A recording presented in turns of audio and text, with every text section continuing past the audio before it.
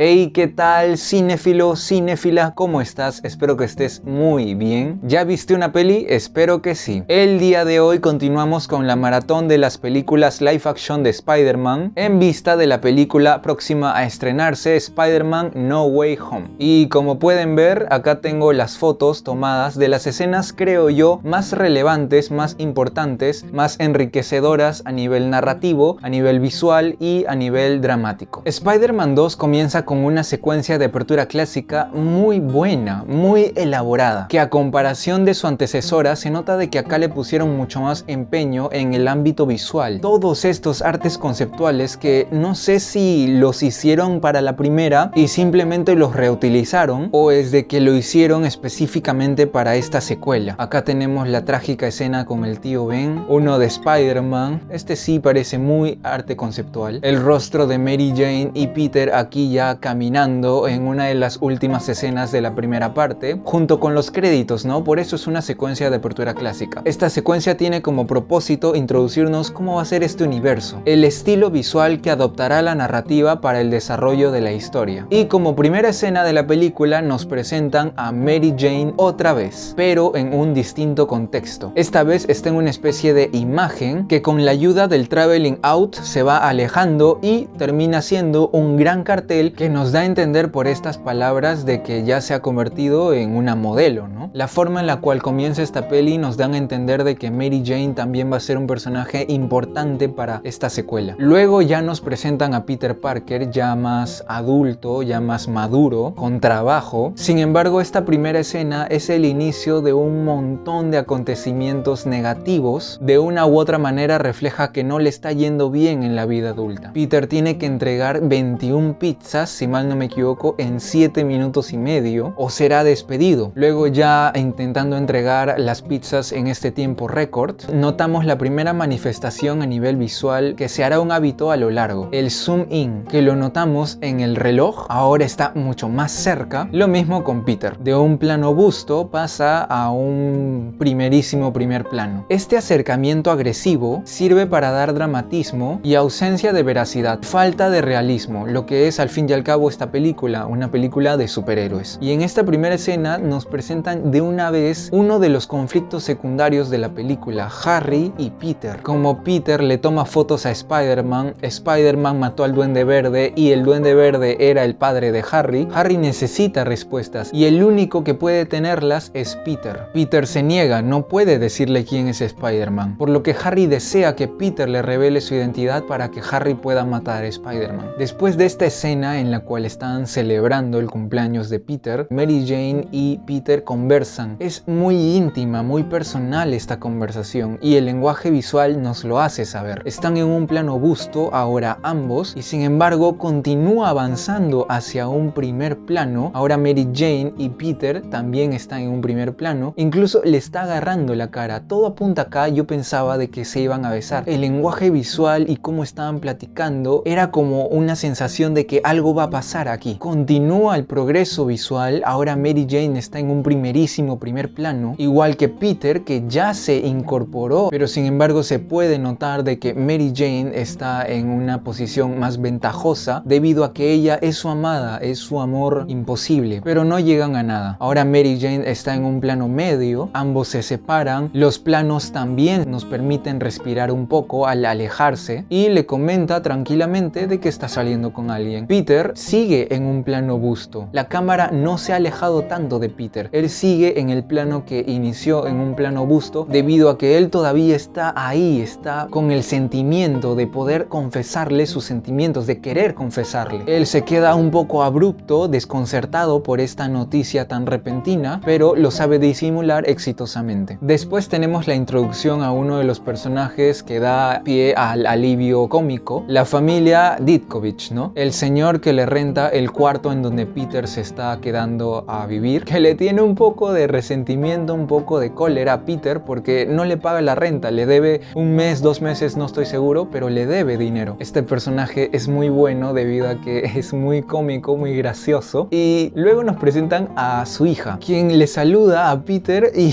hace que se incendie todo casualmente, y la escena termina con el señor Ditkovich cerrándole la puerta a Peter. Después el rostro de Peter es un rostro rostro un poco desconcertado, porque con este plano podemos ver que esta familia está un poco patas arriba, ¿no? El señor Ditkovich vive de las rentas y está jugando póker, al parecer con sus amigos, y hasta las expresiones faciales del señor Ditkovich también nos hacen pensar de que esta familia es bastante particular, bastante rara, pero es uno de los puntos más humorísticos de la película. Y para terminar esta escena tenemos un plano busto, y lo importante de esta escena, lo más relevante, creo yo, es lo que está atrás de Peter, las fotos. Si podemos ver, acá tiene una foto de Mary Jane y acá, más chiquito, tiene una foto de Ben Parker. Esto simboliza los personajes que ahora Peter tiene en la cabeza debido a todo lo que pasó anteriormente. Luego viene una escena cómica en la cual el señor Ditkovich entra al baño y Peter también quería entrar, pero Ditkovich le ganó y luego se da cuenta de que él es Peter, ¿no? Entonces abre la puerta y le pregunta ¿y la renta? Y Peter le cierra la puerta. Acá tenemos la presentación del Dr. Otto en un plano conjunto, casi un plano entero diría yo, pero es un plano conjunto debido a que nos están mostrando parte de la utilería con lo que él trabaja, ya que es un hombre de ciencias. Y este plano introductorio del personaje, sin poder verle la cara, simboliza poder. Después tenemos una secuencia de montaje en la cual Peter se está vistiendo para ir a ver a Mary Jane al teatro. Este plano es muy bueno ya que nos da a entender lo que está pensando Peter, ¿no? ¿Qué seré hoy día? ¿Spider-Man o un simple transeúnte que quiere ir a ver una obra de teatro? Y la secuencia termina con unas 3 fotitos en la cual podemos ver a Mary Jane. En esta escena, este carro está escapando de la policía que podemos ver acá al fondo. Va a atropellar a Peter, pero Peter tiene los reflejos de Spider-Man, por lo que salta para arriba. Le llega a atropellar solo la moto, él se salva, los policías y toda la escena de persecución se va y Peter se queda solo. Y resulta que le llegaron a ver 2 niños y ellos le preguntan que cómo es posible que hizo eso, ¿no? Hay una posible sospecha de que él puede ser Spider-Man, ya que los niños son los que están más al pendiente de Spider-Man. A lo que Peter le responde la clásica frase que nos decían las mamás de que tienen que comer todas sus verduras. Luego puede que tengamos aquí la primera parte importante, el primer giro importante, el primer punto de giro cuando empieza a fallarle sus poderes. Luego cuando Peter está regresando a su casa podemos ver un montón de pósters, pequeños pósters pegados a lo largo de la pared en la cual vemos a Mary Jane y esto de una u otra manera nos da a entender de que es lo que Peter está pensando ahorita, ¿no? Le he fallado a Mary Jane, no he ido a su presentación y he tenido una mala noche. Bueno, primero acá tenemos cómo se introducen estas agujas en la espalda, en la espina dorsal de Otto para que él pueda controlar los brazos mecánicos. Este es un ángulo contrapicado, al igual que la primera escena de aquí, que en parte refleja poder, ¿no? Que él tiene el manejo de la situación. Acá se introducen las agujas y eso da pie a la condición de observador, que es una herramienta de control gráfica y narrativa. Ellos reaccionan como nosotros, el espectador,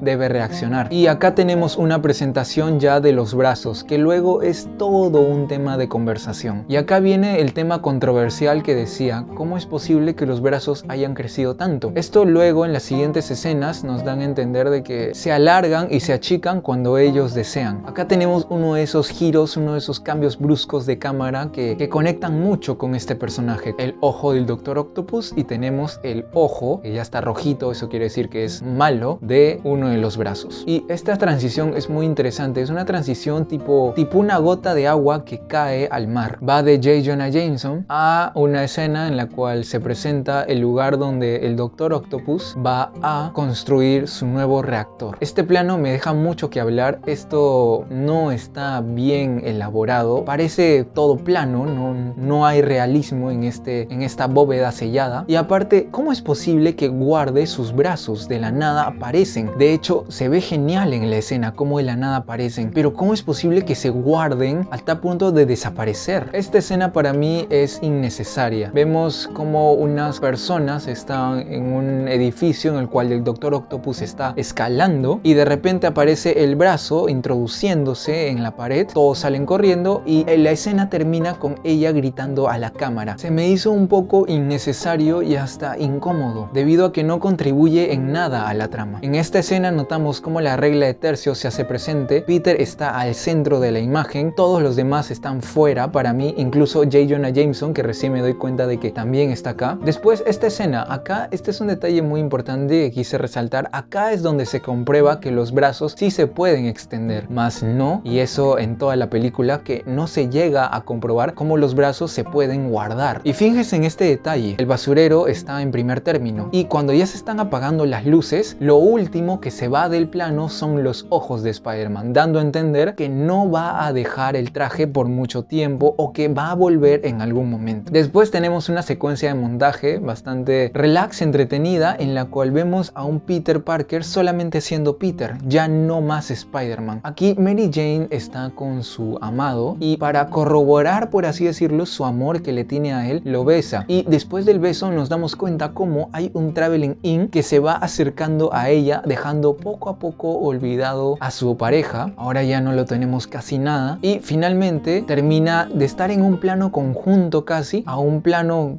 busto, casi un primer plano. Esto nos da a entender de que Mary Jane no ama a su pareja, a este astronauta. Y de ahí viene la escena más icónica, una de las escenas más icónicas de las películas de Spider-Man y la escena más icónica de esta película. Luego de pelear con el Dr. Otto y que él haya salido victorioso de la escena, por así decirlo, le dejó con una gran responsabilidad y es detener el tren. Después de que salva a los ciudadanos, lo tratan con respeto hasta que vienen estos niños. Acá algo no cuadra. Él se quitó la máscara, Peter se quitó la máscara cuando estaba encima del tren y no creo que nadie en su sano juicio se haya estado asomando o haya estado a la espera de que Peter se quite la máscara, ¿no? De que Spider-Man se quite la máscara. Si es que se cayó a la ciudad, ¿cómo es posible que estos niños hayan subido si esto está como a 5 o 6 metros de altura? Pero ahí lo tiene, lo recuperó. Es un poco forzado esto, un poco conveniente en el guión, pero supongo que es para darle un poco más de emoción a la escena. Este plano es uno de mis favoritos que he tomado. Un Peter todo desangrado, sumamente herido después de una intensa batalla. Y acá viene de nuevo el recurso de acercar la cámara, pero ahora es un traveling in, no es un zooming. El Dr. Otto va de un plano busto a un primer plano. De una u otra manera esa mirada hacia Peter refleja agradecimiento, gracias por haberme hecho entrar en razón, y eso se comprueba más adelante. Y Peter mirando al Dr. Octopus en un plano busto, casi un primer plano, y acercándose hasta un primerísimo primer plano. Acá hay una leve ruptura de eje. Peter está mirando al lado derecho y Otto parece al lado derecho, no está mirando al lado izquierdo. En todo caso, si hay una ruptura de eje, está muy camuflada. El Dr. Octopus aquí ya va a hundir este sol artificial que llegó a generar. Antes de morir, le dice al espectador, ¿no? Yo no voy a morir como un monstruo, no voy a morir siendo un monstruo. Y después de que Harry ya sabe que Peter es Spider-Man, está un poco al parecer ya entrando en la locura, cayendo en la locura, porque comienza a escuchar voces, las risas de su padre, toda la casa se le mueve y eso va de la mano con estos planos aberrantes. Spider-Man se columpia por la ciudad yendo junto a los helicópteros al lugar donde está ocurriendo el crimen. Vemos finalmente, esto es un point of view de Mary Jane y tenemos un contraplano de ella. Un primer plano que de una u otra manera sus gestos representan un cierto grado de insatisfacción, ¿no? No está ni estará tranquila con esta revelación que tuvo de que Peter es Spider-Man y que va a tener que enfrentarse a esto día a día. Y esto ha sido la película Spider-Man 2. Muchas gracias por llegar hasta aquí, espero que el video haya sido de tu agrado. Todos los sábados tenemos nuevo contenido y nos estamos viendo en la próxima. Hasta luego.